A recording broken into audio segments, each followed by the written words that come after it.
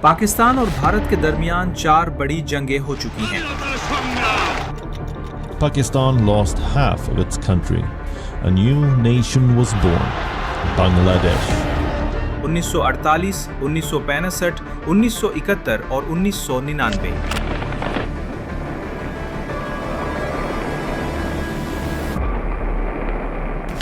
लेकिन उन तमाम जंगों में 1971 की इंडो वार एक बड़ी तारीख रखती है। सिर्फ 13 दिन तक जारी रहने वाली इस जंग ने पूरे जनूबी एशिया का नक्शा ही बदल दिया। सिर्फ 13 दिनों में फौजियों के साथ साथ लाखों आम शहरी भी मारे गए, जिसके नतीजे में एक नया मुल्क वजूद में आया, जिसे आज दुनिया बांग्लादेश के नाम से जानती है। लेकिन ये जंग शुरू क्यों हुई थी और इस जंग में क्या क्या हुआ? इस जंग में कितने लोग मारे गए और बांग्लादेश किस हालत में आजाद हुआ था? आइए जानने की कोशिश करते हैं आज की इस शानदार वीडियो में। अगर आपने मेरे चैनल को सब्सक्राइब नहीं किया तो सब्सक्राइब करें और लाइक करना मत भूलें। कहानी शुरू होती है 1947 से, जब पाकिस्तान को आज़ादी मिली। उस वक्त पाकिस्तान के 2 हिस्से थे, ईस्ट पाकिस्तान जो आज का बांग्लादेश है और वेस्ट पाकिस्तान जो आज का पाकिस्तान है। शुरू से ही ईस्ट पाकिस्तान के लोग वेस्ट पाकिस्तान के लोगों से नाराज थे। वहां बंगाली आबादी सबसे ज्यादा थी, लेकिन उसके बावजूद वही ईस्ट पाकिस्तान की कौमी जबान उर्दू को बनाया गया, जो उन्हें पसंद नहीं आया। बंगाली लोग समझने लगे कि हमारी आइडेंटिटी को खत्म किया जा रहा है। ईस्ट पाकिस्तान की आबादी वेस्ट पाकिस्तान की आबादी से ज्यादा थी। मत पॉलिटिकली पावर हमेशा वेस्ट पाकिस्तान के हाथ में रही। स्टार्टिंग ही में पाकिस्तान का सदर भी वेस्ट पाकिस्तान से था और आर्मी चीफ भी वेस्ट पाकिस्तान से था।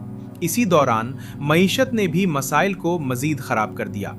ईस्ट पाकिस्तान पाकिस्तान की मईशत में बड़ा हिस्सा डालता था, लेकिन जब फायदे की बात आती तो सारी तरक्की वेस्ट पाकिस्तान में होती थी।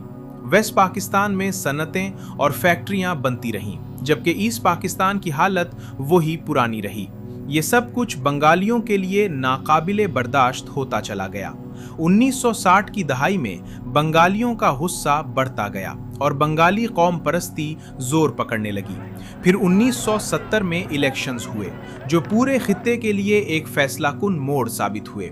शेख मुजीबुर रहमान की पार्टी ने पाकिस्तान भर में शानदार कामयाबी हासिल की, लेकिन जब वेस्ट पाकिस्तान में जनरल याह्या खान और जुल्फिकार अली भुट्टो ने मुजीबुर रहमान की वोट को एक्सेप्ट नहीं किया, तो इस इनकार ने ईस्ट पाकिस्तान के लोगों को मजीद भड़काया। आहिस्ता आहिस्ता लोग सड़कों पर निकल आए। बाद में अक्टूबर 1971 में पाकिस्तानी मिलिट्री ने ऑपरेशन सर्च लाइट शुरू किया और बड़े शहरों में क्रैकडाउन कर दिया। इस क्रैकडाउन में हजारों लोग मारे गए। जो ऑपरेशन लोगों को खामोश कराने के लिए किया गया था, उसके बाद अवाम की आवाज मजीद बुलंद हो गई। उसी दौरान मुक्ति बाहिनी के नाम से एक गोरिल्ला फोर्स सामने आई, जो मिलिट्री और पॉलिटिकल स्ट्रगल दोनों कर रही थी। लाखों लोग ईस्ट पाकिस्तान से निकलकर भारत की तरफ भागने लगे, जिसकी वजह से भारतीय हुकूमत पर शदीद दबाव पड़ा। उस वक्त इंदिरा गांधी ने बंगाली मुक्ति बाहिनी की खुलकर हिमायत शुरू कर दी और ये कॉन्फ्लिक्ट एक मजबूत रीजनल वॉर में तब्दील हो गया।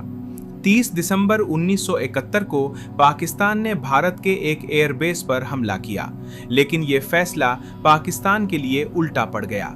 भारत ने ऑफिशियल तौर पर जंग का ऐलान कर दिया और ईस्ट और वेस्ट दोनों महाजों पर लड़ाई शुरू हो गई। 16 दिसंबर 1971 को ढाका मुकम्मल तौर पर बांग्लादेश के कब्जे में आ गया और पाकिस्तानी लेफ्टिनेंट जनरल आमिर अब्दुल्ला खान नियाजी ने हथियार डालने के मुआहदे पर दस्तखत किए।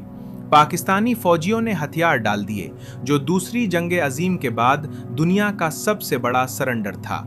सिर्फ 13 दिन की जंग में एक नया मुल्क वजूद में आया, जिसे आज बांग्लादेश के नाम से जाना जाता है, और पाकिस्तान ने अपना ईस्ट हिस्सा खो दिया। जंग तो सिर्फ 13 दिन चली, लेकिन उसने जो तबाही मचाई वो इंतहाई खौफनाक थी। 1971 की जंग, जो पाकिस्तान, भारत और ईस्ट पाकिस्तान यानी मौजूदा बांग्लादेश से रिलेटेड थी, इस जंग में मारे जाने वालों की दुरुस्त तादाद आज तक किसी को मालूम नहीं है। मिलिट्री नुकसान की बात की जाए तो पाकिस्तान के तकरीबन 8,000 से ज्यादा सोल्जर मारे गए, जबकि भारत के तकरीबन 3,500 फौजी हलाक हुए। बांग्लादेश की सरकारी दावे के मुताबिक इस जंग के दौरान तकरीबन 3 मिलियन लोग मारे गए। दूसरी तरफ नेशनल इन्वेस्टिगेशन इदारे और मगरबी रिपोर्ट्स के मुताबिक सिविलियन हलाकतों की तादाद 3 लाख से 10 लाख के दरमियान थी। इस बुनियाद पर अगर कम से कम तादाद को देखा जाए तो टोटल मारे जाने वाले अफराद तकरीबन 3 लाख से ज्यादा थे।